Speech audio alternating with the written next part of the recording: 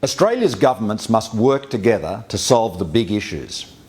Our economic plan is designed to ensure that as our economy transitions from the mining boom to a wider and more diverse economy, we continue to deliver the vital services and infrastructure Australians expect.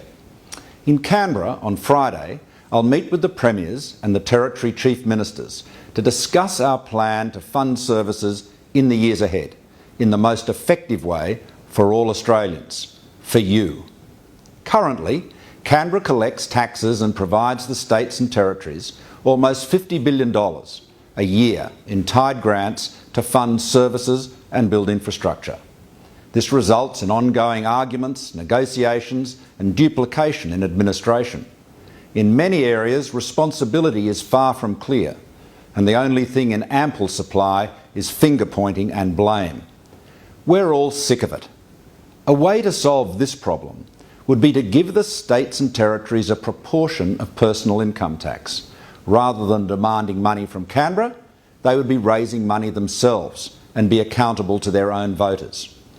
The focus of governments should be about delivering better services, not arguing over funding. The key principles will be that this is not about increasing the total tax take.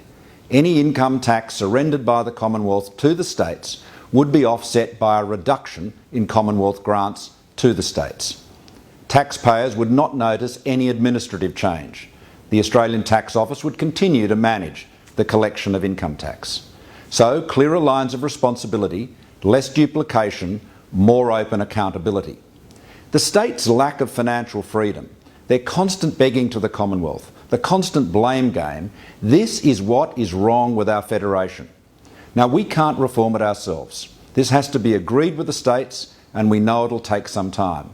But the question for all of us is this: do we want to keep complaining about the issue, as we have done for decades, or do we want to do something about it? Let's stop the predictable arguments and focus instead on the best way to deliver effective services for all Australians.